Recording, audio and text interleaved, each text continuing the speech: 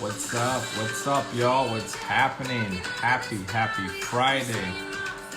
Take a minute and let's invite some people in here. I'm gonna go ahead and do the same thing too. Tonight we're gonna be speaking with Elenee, Canadian Christian gospel artist and songwriter. She's an amazing writer. We're gonna be speaking with her. Let me just invite a few people in here. If you guys popping in, let me know how was your week so far. Let me know how was your week so far as you guys coming in. We're gonna go ahead and bring her in shortly. Just quick little updates here. What's happening? What's happening, y'all? Go ahead, share this. Thank you for joining us. Thank you for hanging with us this evening. Let me invite a few people in here. Yeah, this is gonna be awesome. I'm excited to speak with Elenee.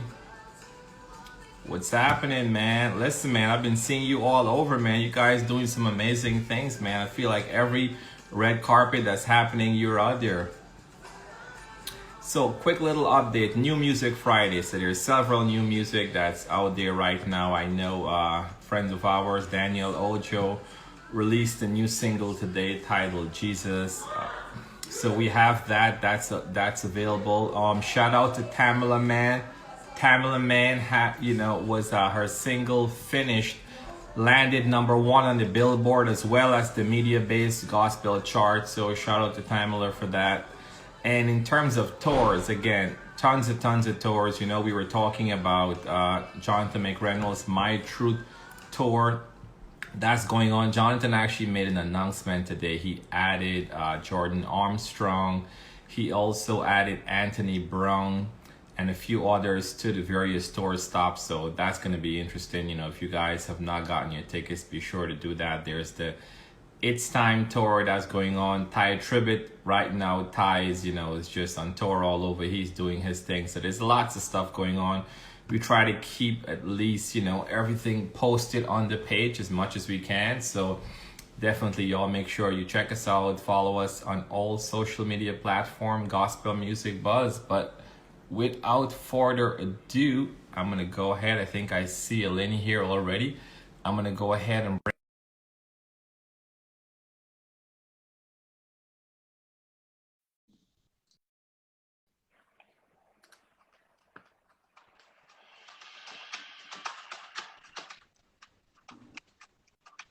Here we go. Here we go. Hey, what's happening, Elenee? How are you? Hi, I'm well. How are you?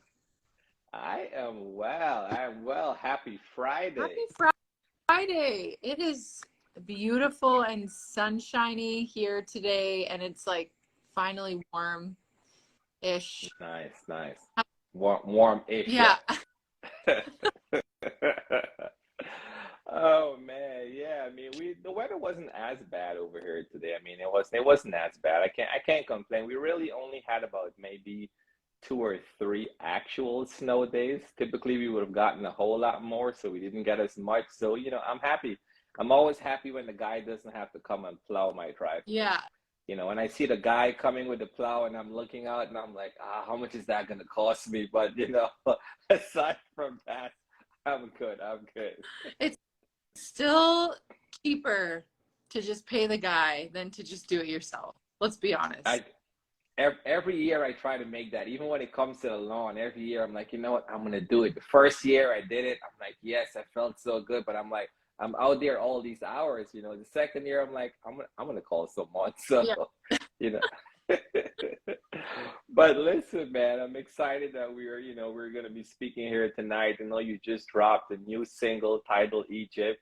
You got the visuals as well, the visuals as well, that as well as several other videos on your YouTube channel. We're going to be getting into the visuals and everything behind the song in general. But, before even touching any of that, because like I always like to say, the music is one thing, but with this segment that we do behind the music, we want to find out who you are, what makes you tick. Could be creatively, when you're writing.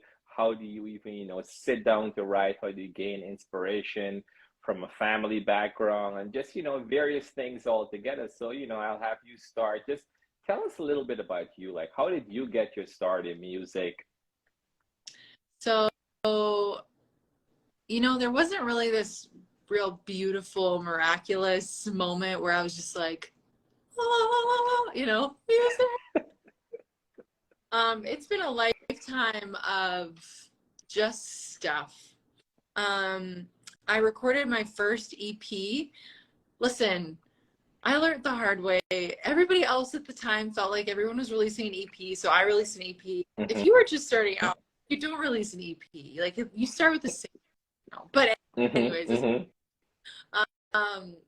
I released an EP and I recorded it close to me in Edmonton. And it was just these songs that I had written that were pretty different, pretty poppy, pretty whatever. And so I recorded these songs in 2015 and put them out there. And from the moment that I heard them, like as the final mix or final master or whatever, I was like, ooh, this is not my sound. I don't really love any of this. Okay. I had enough money at the time that I was just like, but I'm going to like it. It's going to be fine. Exactly. I'll grow to like it, maybe. I don't know. So I never did grow to like it. I felt like I was sort of just put in a box because of all these other people that were sort of just my influences, and I really wanted to be like them. And so that was in 2015. I would say that was when I was just like, I'm putting out music. This is it. But long before that, I had been writing and playing piano since I was 3. And then, of course, writing, write and put stuff together. I loved poetry, loved short stories. I loved writing short stories with all my classmates, characters, and all that good stuff. So it pretty much happened organically. Just I had a little keyboard in my room, and I had a poem that I had written, and I was like, well, I guess I could try it out. And yeah, that's sort of, and I would have been probably 8, 9, 10. So yeah, lots happened between, you know, that age and then when I put out music for the first time in 2015. And then I put out a pretty gospel-y song in 2019 called Greater Work. It's pretty much that's a good song. Great Bible verse song. I love it. It's really hypey and fun. But I'm finding even now I'm still sort of evolving in my sound to try to figure out, okay, who is Elenee? What kind of music does she like? And that's not always going to stay the same. So I'm just kind of working. Of course. So yeah. No, I mean, and I'm glad what you said, right? Because that, you know, that took courage by itself, right? Because if you record something, you released it, a lot of times, you know, that take courage. And, you know, now starting out to even say, hey, I don't think that is quite my sound, but I'm going to go with it for now because that's okay. Because when you're starting out, you're still learning who you are, you know, from your writing style. I'm sure if you go back and look at some of the stuff that you've written before for what you've written now, you're like, you know, hey, I've definitely evolved as a writer, certain things, you know, and also seasons too, right? Different seasons you may be in at the time, that's going to influence your writing styles in various ways in which you're going about things as well. But the fact that you saw that and you said to yourself, you know, hey, I don't think I want to do that, you know, that says at least, you know, you're capable of making the hard decisions when it comes to your music. So that's a plus. That's what I'm looking at as. Yeah, it's honestly, putting music out is such a risk. You're doing that, you know, is a real piece of your soul, and you're putting it out there for people to like or dislike, and you're paying a lot for it. And then, you know, there's a lot of things and, you know, nuances that make up how your music is perceived. You know, is it really a good song if it doesn't make the Billboard 100? Is it really a good song if it doesn't chart? You know, if a church never sings it, is it a good song? No, you know, whatever. So I'm really trying to get past that stuff and just be like, okay, I'm putting out music because it's something that I've been called to do. I have a ministry, I have a testimony, and I really feel the Lord is calling me to share that in this medium called music. And blessing if I'm blessing one person, that is so much greater than if I was charting. Obviously, if you're charting, that's incredible. But Yeah. for Elenee and for my ministry, I don't have to rely so heavily on, you know, being in this certain mold necessarily. I'm not signed to a label. I'm an independent artist for now, which is great. Like, I'm really thankful for that. Just having the flexibility to sort of just evolve is a great word that you use there. Just kind of ebb and flows of life and just go with it. Well, you mentioned just now too about, you know, even your local community. So right now you do serve in your local church, right? So you're a part of the music ministry. So tell us a little bit about that. Yeah. So I'm the worship leader at my local church, and What's the name of your church? It's called New Hope. It's pretty like one of 15,000 New Hope churches located around here. I remember when we were picking the name, it was just like, yeah, what do you name a church? Really? Like, I mean, yeah. So anyways, we went with, and so I'm the worship leader, and I am the music director. I work with an amazing team.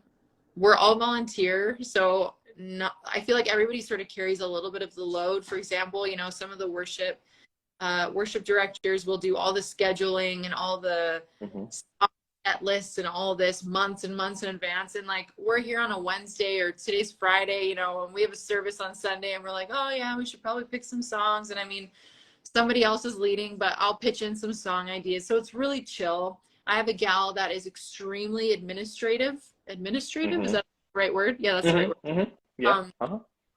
And that is like her calling in life. She needs to just do that for a living. Just Excel spreadsheets is who she is. And so she does. We all need that person. I know. They're a gift. So she does all this because she just loves schedules. And I'm just like, I hate. There's nothing actually. So I'm at her, you know. So yeah, and then I am part of my local community in all kinds of ways. Our church is located in a smaller community outside of the city. Like, it's like a little village called Kitscoty, Alberta. And then our city is border of Saskatchewan and Alberta. And we're located in sort of central, northwest Canada. Yeah, lots and lots to unpack in just that. But yeah, love serving our.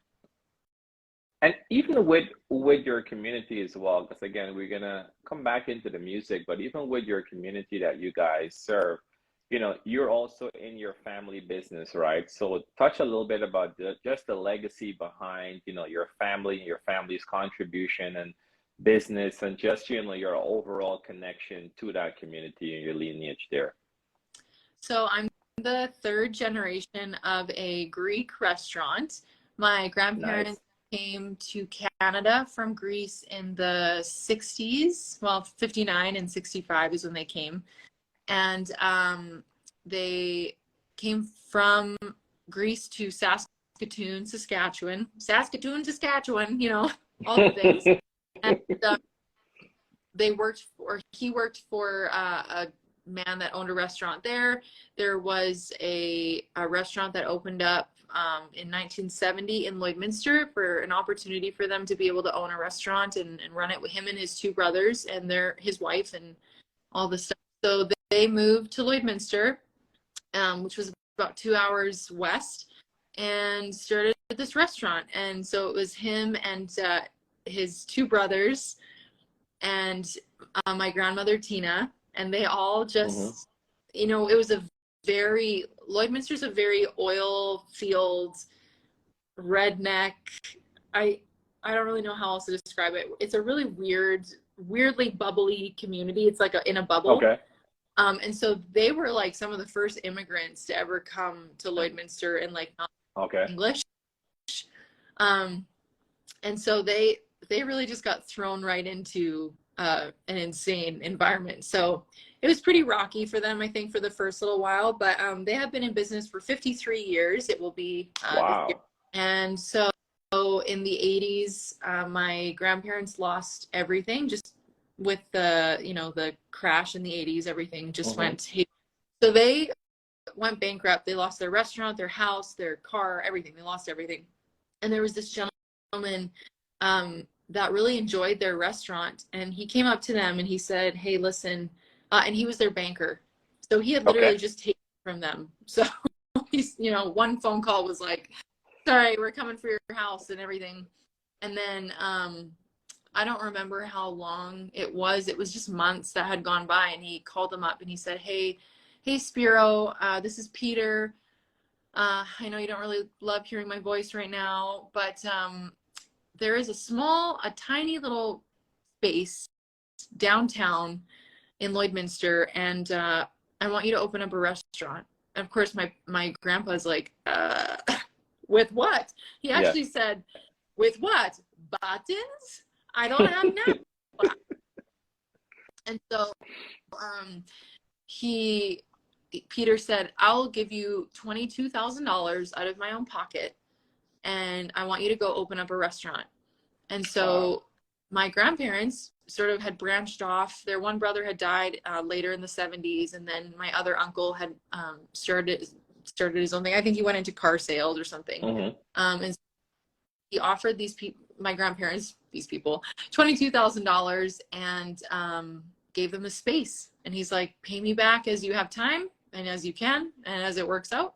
No pressure, no interest rate, just." And that's what started Spiro's, which is now 2023, from I would say like the mid to late 80s. So yeah, that's such a big, massive story that we don't necessarily have time to go all the way into, but I obviously have been in the restaurant my whole life, for better or worse. So I am the third gen, sort of taking on all the things. I carry a lot of load and I wear a lot of hats, but I do take the sauce and the dressing that they created, sort of invented back in the 80s, and I'm that exporting it interprovincially, getting it into grocery stores, and doing all of that stuff, doing wholesaling, doing marketing, fundraising, do all the things. So our restaurant has grown exponentially just in the last probably 10 or so years. So it's really cool to be part of that, for sure.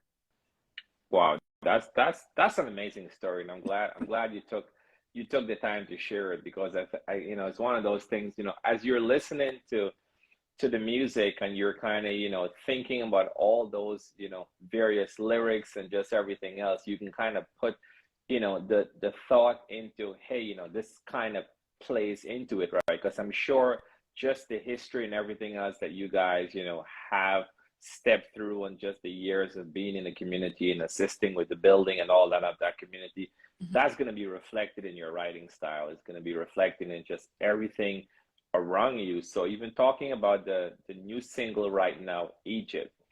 So the new single is out right now. What was some of the inspiration behind that song? Just, you know, going through and figuring out, hey, you know, I know I need to release a new song. I have been releasing, you know, singles throughout, and I want this to be the song. Because I know with writers, speaking to writers, you guys are always writing a bunch of stuff. At any given point in time, you have a book full of writing. My wife writes as well. She's a singer, and there's always something that's written, but it's now when it's time ready to pick which one to release. I think that's where the real problem comes in. So at which point did you decide, hey, this is what I want to go forward with? And what was the inspiration behind that? That's a kind of a loaded question. I had written a song a few years ago now.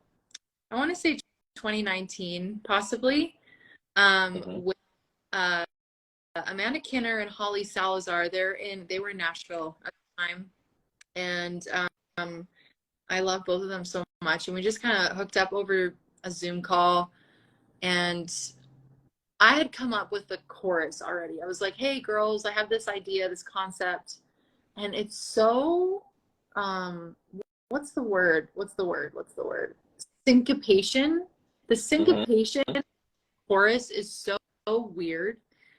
Like, but it feels so natural for me to sing. Like, walking out of this valley, like like it was such a weird concept for me to even write, but I brought it to them thinking like, well, they're either gonna love it or they're gonna hate it. And like, we love it.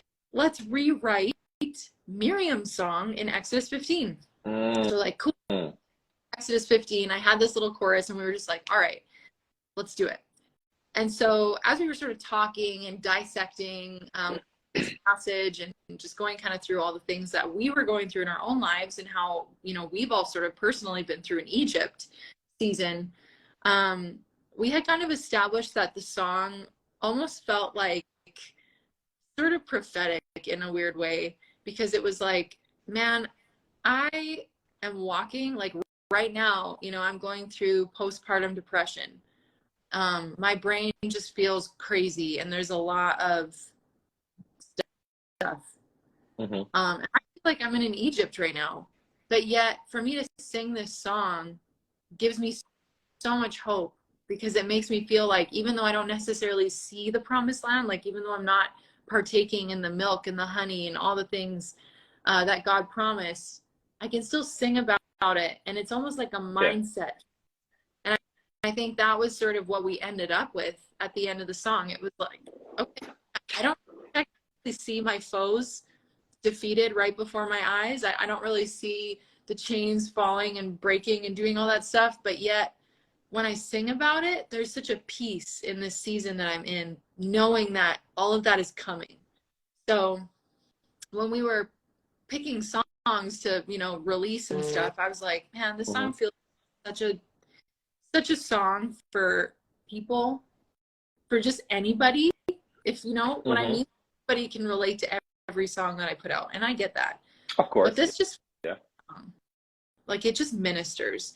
So I strangely and strategically wanted to release this at the tail end of winter, because where I live, we get like not a whole lot of sunlight in the winter, and seasonal depression is so massive here, and suicide rates just totally spike during the winter. And I feel like in this weird way, the winter season, the physical winter season, is kind of an Egypt for a lot of people that live in my area, whether they want to admit it or not. Like, it's just a tough season.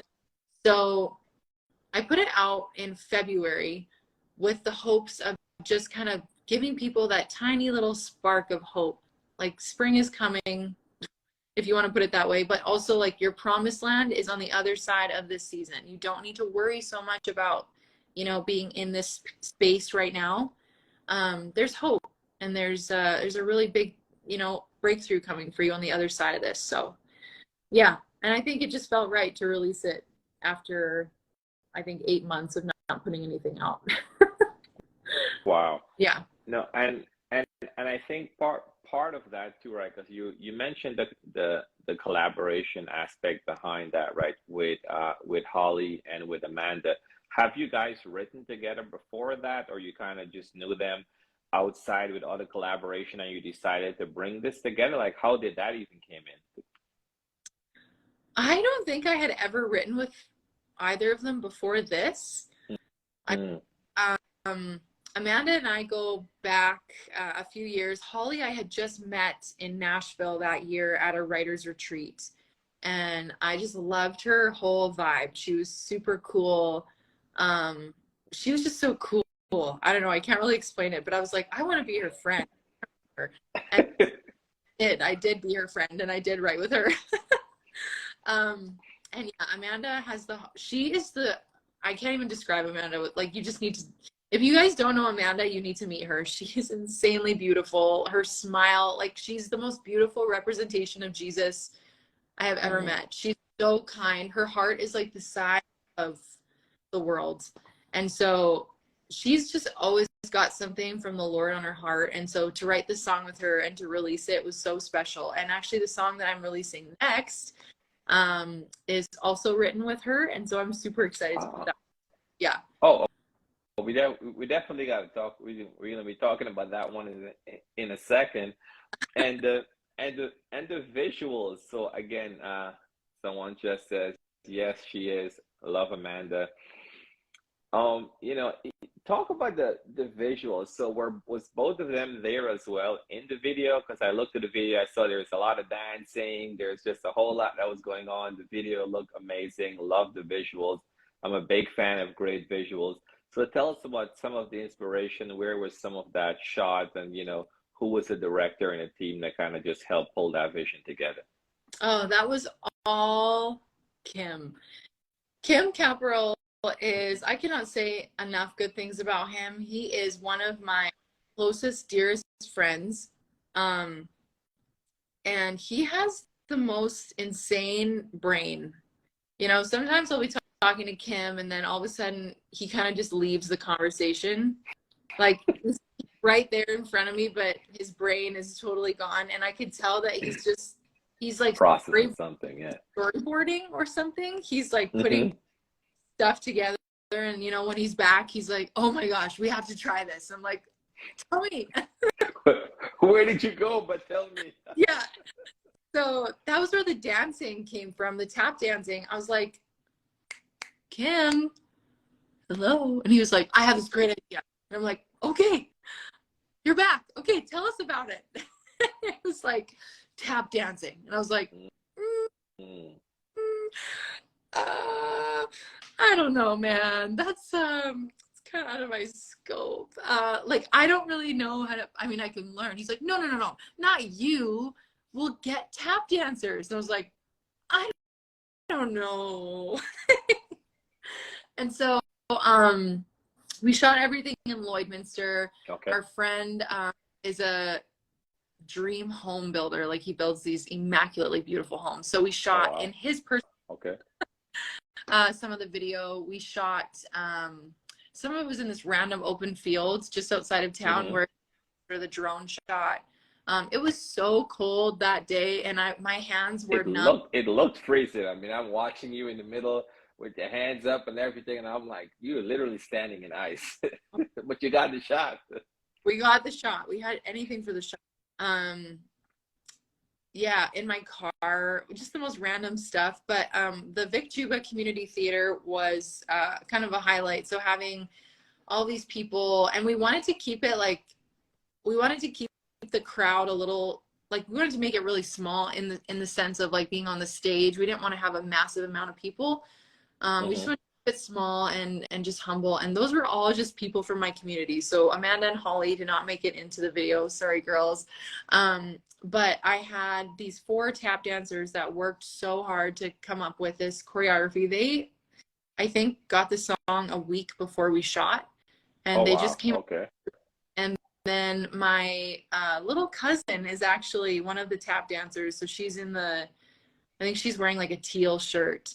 And so it was cool to have Melina part of it, because I was like, oh, it's like my family. And I'm like, I definitely don't dance. That bad. I could try, but I don't know. So having like my own flesh and blood dancing around on the stage and like with such skill and their style and just all the things, it was really cool. So yeah, it was fun. Kim is a mastermind. I wish everybody knew him and got to work with him, because like I said, his brain is just always working. He's always being creative no matter what he's up to. Like he's just thinking. So No, that's great. And I think again, it's one of those things we all need someone like that in our circle. I always say too, right? Because the way I view it, the weirder the personality, the brilliance is just on 100. So it's like, you know, be as weird as you want, but when I'm ready to do something creative, we're gonna collaborate together, because I know it's gonna be amazing. And the video, definitely for anyone that's now tuning in, we're speaking with Elenee. Elenee is based out in Canada. She's a Christian singer, songwriter, just released a new single titled Egypt. She also has the video out, and we're going to tag her and everything. You guys go check out the video on her YouTube channel. She has several other videos as well on the YouTube channel. You know, check her out on Spotify, all the places. And one thing I love to say is that it's one thing to stream the music, but I always like to encourage everyone, purchase the music. Purchasing the music, because you know, as artists, you guys put a whole lot into your craft, and it's, you know, it's one of those things that you want to be able to recoup at some point. Yes, you're doing it for the ministry, you're doing it for everything else, But at the same time, it would be nice if you can recoup and if you can get something to, to aid with the next project again and again. Because, prior to the streaming days, everyone walked around with a bunch of CDs in their trunk. And Yeah. the minute someone said you release music, you're like, wait a second, you rented your car, you took one out, and here you go. But no, with the streaming, no, you gotta tell everyone still, hey, go ahead, buy this, support it. And you were touching a little bit before when you were talking about, just what the type of, as an independent artist, what you're doing, being confident in your style of music, yes, there's influences surrounding you, but kind of knowing the lane and the purpose that you're called into. What word would you have for someone that is now starting? You've been doing this for a few years now. For that person that is now getting their start and they're kind of faced with the same thing, like, hey, who do I, closely try to simulate towards? What do I do when it comes to this? Should I jump on every new trend that's happening, every new trending beat? Like, how exactly do they kind of, resonate with that calling within them? Man, I can't truly stress enough about being, I would say like the best way for me to word this, I think. So I've sort of been on both sides of this where I remember, okay, I'm going to be like a little transparent here. So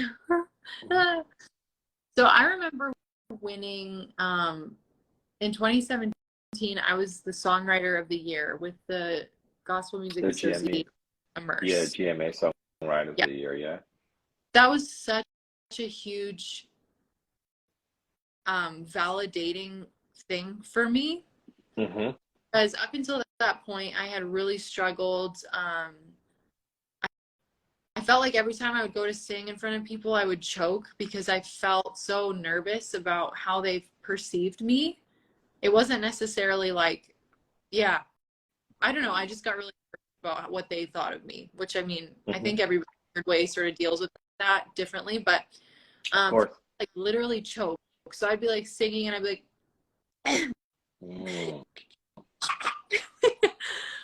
and I had to like actually full on pray and really seek the Lord for help with that because it was just like taking over everything in my life.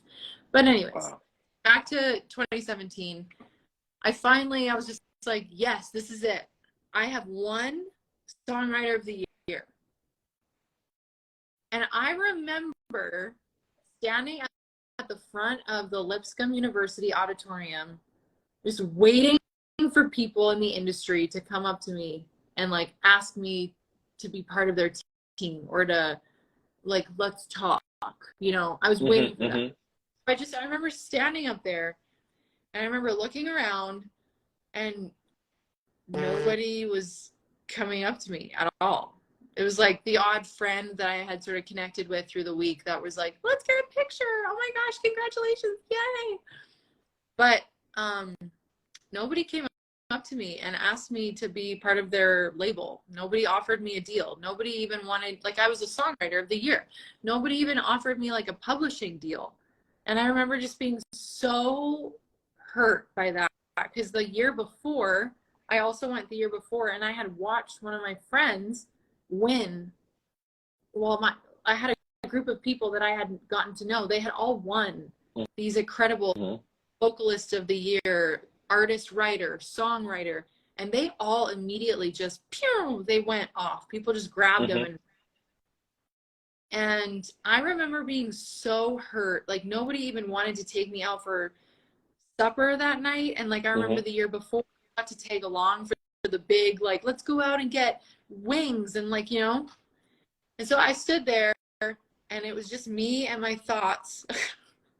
Nobody wanted to talk to me. I remember going back to the room that night with my husband and my child who came with me and just like laying in bed and just crying. I was like, this cannot be real life. All the things that I had hoped for are totally not happening, not even remotely. And so I felt like it was at that point that I had to sort of redirect my need for validation to something that was a little more internal. And, Yeah. And trust, I'm getting to like the word for this person, but also for the person listening, listen up. This is for you. Yeah. Keep going. And I remember seeing people from that particular, you know, songwriter, whatever, this Immerse conference.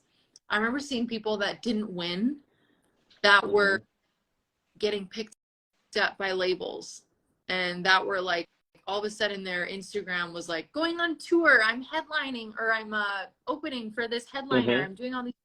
I was sitting there just being like, I literally have the trophy. I'm the one that should be going on tour. I should be getting signed. I should be in the writing room with Rita Springer, not you, you know. And I like this little temper tantrum because I was so upset that I wasn't being validated in this way that I felt like I needed to be. And so I came to grips with the fact that, okay, we're going to need to like seek validation elsewhere because obviously this isn't working out. And the further I get into being an independent artist, and let me just say, it is expensive to be an independent artist. It's so expensive. It's like, it's a little bit soul sucking because you are also responsible. I mean, like writing the song and recording the song, that's super easy. I mean, it's expensive, but it's easy. Then marketing, you have to make your own graphics, or if you want to pay someone to do that, you can. But then you got to pay someone to do a music video for you because music videos are like really important right now. And then you have to get like a canvas made for Spotify, and then you have to like playlist pitch your stuff. Like I don't have anyone that does that for me. I do all that myself.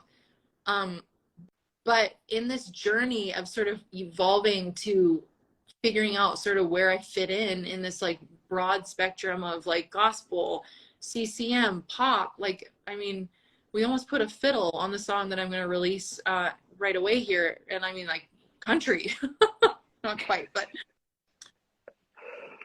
recognize that the freedom that I have in that has been so God-given. It's like such a God, because I'm the only person that can share my story, my testimony, my heart, the way that I can. You're the only person that can communicate your story and your ministry the way that you know, Sherwin can. Like, you can only do what you can do through yourself. You can have a team, and there's nothing wrong with having like a team and a label and a, you know, A&R and a publisher. I think that's amazing for people. But I also think that when you, and I'm talking to this person that is wanting to get started, when you put so much of this thing that you want to do, emphasis into getting signed and getting a deal and getting to charting and getting to all this stuff, I feel miss out on that authentic mission that we're all called to, which is truthfully just to spread the gospel. You know, we're necessarily called to be on the Billboard Top 100. That's you know, that's a sort of a really cool opportunity that comes from walking in the Lord and the will of God for your life. But that's not everybody's calling. Exactly. I get messages all the time from people that I've never met them a day in my life, and they're basically like, hey, I heard your song, you know, My Stoning, that one was huge for these kinds of messages. And it, you know, assured me that, you know, yeah, I do come from a really broken, ugly past. And it just like gave me so much hope and peace knowing that God has forgiven me of that. And like, I totally identify with your story. I love your testimony. Oh my gosh, I am the woman at the well. I am, you know, and who knows if that song would have even gone past another set of ears in a room full of industry professionals. I don't know. So I think that when you put so much emphasis into like making it in the music industry, you really miss out on the opportunity to really get dirty and to minister to people. And, you know, get successful in that is a byproduct, I think, of just being in the will of God and walking in the favor that he's called you to walk in. But that takes a lot of grit and time and money and effort. And like I said, it's kind of soul sucking sometimes, but you just do it because like it's a ministry, it's a calling. So anyways, I hope that like made sense. It kind of was a lot of No, popcorn. no, no. It made perfect sense, right? Like I was saying before, I think I understand that perfectly as well too, right? Because again, when when I was first starting out, with my wife when she first started recording, and there's a lot of navigating. Years down, sure, you put a strategy in place and you kind of learn a few more things as you kind of go through it. But in the beginning, you're going to make a lot of mistakes. There's a lot of navigating. There's until you've kind of gotten it down. Even when you think you might have really and truly gotten it down, and you're pitching it, like you said, you're pitching it to playlists, you're doing all the different things that you're doing and hoping that, something is going to come back. You always have to keep going back to your why.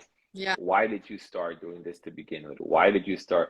Did you start doing it just to make a whole lot of money? Because there's a whole bunch of other things you can do to make a whole lot of money, because that's definitely not it, right? But then as you're kind of going through, you're like, hey, I definitely felt I felt the calling. I know what I'm called to do. I know what my purpose is. I know my part of the vineyard.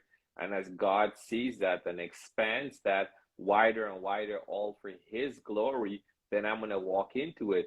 But it's kind of like, the story in the Bible when it speaks about, God giving, different gifts, one person burying it, the next one did this and the next one did that. Like, you're using yours to the fullest. And I think, you're continuing to evolve and continuing to write and continuing to minister and like really shepherd that gift that he placed in you. So I'm sure we all go through, myself, all of us go through those moments when we were like, hey, I wish I could have done X, Y, Z or that, or kind of navigate this way. But I think coming back to that why, and I'm glad how you phrased it, that's key for anyone that is starting out, and thank you for the transparency, because a lot of times when you ask a question such as this, everyone touches on the highs, and again, there are highs, because I even after that 2017, when you won that in 2017, you were also nominated again in 2022,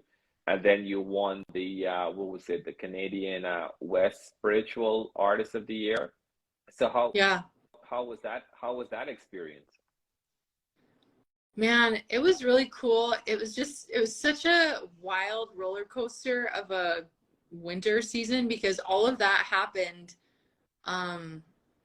And just again, telling, you guys about the highs, but also the lows. Like high, you get nominated for 2 GMA Covenant Awards.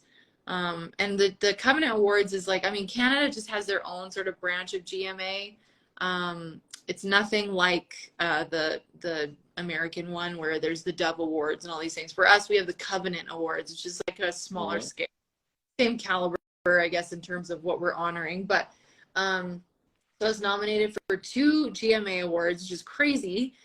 And then I won this Breakout West Spiritual Artist of the Year. So cool. I love that. But when I released Egypt on February 3rd, I remember being like, okay, strategy wise, this all feels really good. Because it is a business at the end of the day. I'm trying to run this ministry to where I can, not necessarily where I can profit off of it for myself, but I would like for it to be able to be a reinvestment into the kingdom. So yeah, of course, music, I can put in some more music, right? So I remember being like, yes, this is great. Everything is, adding up. Everything checks out.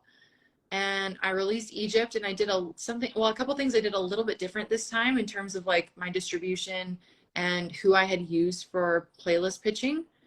And the song absolutely flopped. Like such a flop. My last song, Good to Me, it just blew up. I had I think I had over 20,000 streams in just the first week. Wow. So I was like, hey, we haven't even hit 1,000 streams and it's been a week. What's going on? And it was honestly just like an algorithm thing. It was a weird, just a lot of things just were different. It ended up taking off later, like in the month, but it was still just like, gosh, this sucks. And I remember being like, I'm gonna quit music, never doing music again. This is the worst money I've ever spent. Yeah. This is so dumb. I have failed my family. I have like failed my ministry. God, I failed you. Like all these things. I failed the writers and the producers. I'm such a failure. Talk about self-sabotage, like immediate. And it brought me back, and it was so humbling because it was almost like, I know this is a really poor comparison, but it was almost like, remember Nebuchadnezzar, when the four Hebrew children, or well, sorry, the three Hebrew children, sorry, fire. There were four in the fire, okay? And he was like, wow, your God, your God is the only God. I'll worship your God. And then like the next chapter, it was like, and Nebuchadnezzar basically thought so highly of himself, and he cursed God and did all these things. And then he ended up being like humbled to an animal. And it almost felt like, I was like, oh, in all of this, did I honestly just take the faith aspect out of my music? Did I just take the ministry of my music and turn it into a pop music career? And it was so humbling because the song had just not performed to this ideal that I had set, that was based on all this stuff. But yet, having won all of those things, that was me giving glory to God. It was just like this super humbling experience. But what it did for me was it brought me all the way back to my why. It was like, okay, Elenee, we don't make music to chart. That's not the goal. The goal is to make music to glorify God, to spread the gospel. The byproduct of walking in his will is getting to make more music to spread the gospel. That's just like, that's the journey that I'm on. And it's not, everybody's got a different music journey, but for me, that's my. And it felt like after I had wrapped my head around that, I actually full on cried for a few days because I was so torn up about this dumb song that like, I just hated the song, after the first little while. It was just like, man, such a money pit, this dumb song. This song is so, I'm just being transparent. And that's, and I'm loving the realness, right? Because I know there's a lot more people that go through this. I talk to artists all the time, and they were like, hey, I did a music video, I did this, all of this stuff I'm doing, but yet still I'm not seeing where the return is. Like, I hear that conversation all the time. But then, as you're continuing, like a good friend of mine released a song, the song was a year in. It didn't pick up any traction. But then come Christmas time that just passed, the song got added to, he didn't even pitch it because it was a year in. It got added to a few Spotify playlists all by itself. And it ranked in like the top 10 in the Spotify playlist. If you click into the list, you saw it. And in less than a week, he got like over 50,000 streams, just like that. And that's a year later. So I think, just by staying in it, being faithful, continuing to what you're doing, like anything can happen at any given point in time. But we do have these feelings. Like, let's just say, let's just be realistic about it. And I think the more we talk about that, we're going to level set even for those that are now coming into the industry, right? Because you're going to say, hey, these are some stuff and some realities that can happen. And you just have to be prepared for it and keep going back to your why and going back to the reason, like you said, that you're doing this, and understand that. And I feel like the more people have these realistic conversations and discussions, it kind of puts everyone on the level playing field, because everyone feels it. Like, look what happened when it was the beginning of the pandemic. No one was going anywhere ministering. So whether you were an independent artist and you weren't getting booked, or you're an A-list that was out all year round, everyone was sitting at home thinking about and contemplating strategies contemplating, hey, once I'm back out there, what can I do? How am I going to do X, Y, Z? So these are definitely, realities that we all have to explore in one way or another. So the fact that you're, sharing it and you're being very, authentic and transparent about it, I personally applaud that, because a lot of times, you're talking with someone and you're not even sure, sometimes you may ask a question, you may get a one-word answer back, or you may be in a situation where you're just totally in a different direction. So Yeah. thank you so much, just for sharing your heart. And I know I don't want to hold you too long. I know we're almost coming up on time, but you mentioned a new single. We were talking about Egypt today, but you also mentioned, some new stuff you have coming down the pipe. So you want to let us know what are some of those things you have coming down the pipe, but also, share with us, how can people stay connected, with all things Elenee, understanding what you're doing, where you may be going, where you may be performing, or anything at all that you're going to be doing. How can people stay connected to you? Well, honestly, Instagram, Facebook are probably the best places to find me. I'm really trying to get better about like posting more content. It is hard for me, you guys. I struggle to post really like hypey stuff. If I'm not in a hypey mood, it's really hard for me to be like, hi guys.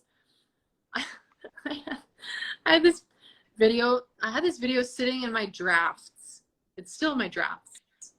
And I should probably delete it because it takes up space. And it was like, guys, Egypt has been out for 1 month and I'm so excited. The Lord is doing amazing things with this song, blah, blah, blah, blah, blah. But the truth of the matter is, and like I had just shared, I wasn't super stoked about Egypt. 1 month later, I was still like, so I didn't post it because I was just like, that's not who I am as a person. Like, and I just can't. So I'm trying to be better about posting content, just like music stuff. I'm getting more into like producing and being sort of behind my own, like little demos and stuff, which struggle is, but we're getting there. And that's great for you as a writer too, right? As you're being able to, as you're pitching songs and such from, from what you've written from your catalog as well to do your demos. So, that's good to hone in on too.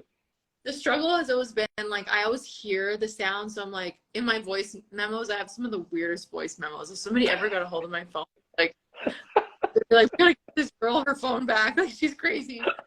But, I'd be like, voice memo number 1 is like, okay, here's the words and the melody. Na, na, na, na, na. And then the next voice memo will be like, okay, production ideas for voice memo 1. And it's like, and then I'm, and then I'm just like, weird. so I love it. That's the creative flow. Getting to like actually do that stuff, I feel like that's a whole different level for me, and I'm wanting to put out more just like Instagram reels and stuff. So anyways, keep in touch with that. New music. I was just in Florida in February. It was amazing. I recorded 5.5 songs. Okay, so I recorded 5 songs and we have 2 versions of one of them. That's why I say 5.5. And I'm super excited. I have like a radio version, which I just like meh. And then I have like this massive orchestra and strings version. It's called Trust Fall. Okay. And I shared a little bit on my Instagram, and it is, it's so good. It's one of my favorites. Okay. But the song that I am releasing next is called Consistently. I wrote it with a manager, and it's just one of those really easy listening, chill, throw it in your headphones and go grocery shopping, throw it on the stereo, what year is it?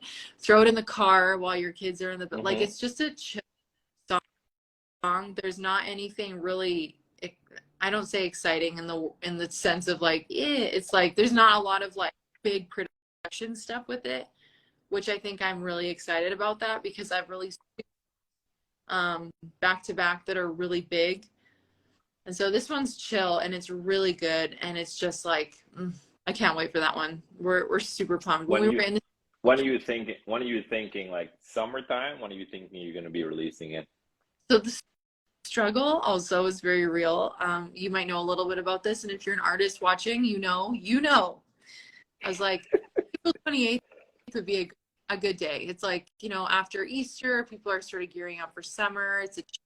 But then I'm like, okay, I need the song like at least 6 weeks in advance. So at this point, I guess it's not April 28th anymore because I don't have it yet. Okay. And then it's like, okay, we need to do a music video or something. So just like, okay, so maybe June or something. I would love to release it in May since April 28th is no longer a thing. Maybe middle of May, but I don't know. But that is the next to get put out. It will definitely happen in the next 8 weeks. Well, once you do, definitely make sure that you tag us when you're releasing it.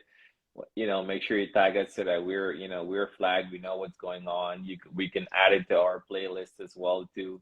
Once we go through from there, and we can go ahead and support everything that what you're doing with your ministry, with your music, and just everything all together. Because again, like I said, it was great, and that's the reason why I love doing this behind the music. I mean, we do a variation of other type of interview where we just focus specifically on one thing, but the behind the music, it kind of gives us a sense just to normalize and humanize the individual themselves, what you're doing, everything that pulls into what you're doing. Because again, a lot of independent artists, you're doing a 9 to 5 or a 9 to 9 in some cases. You're doing everything else. You're running your family.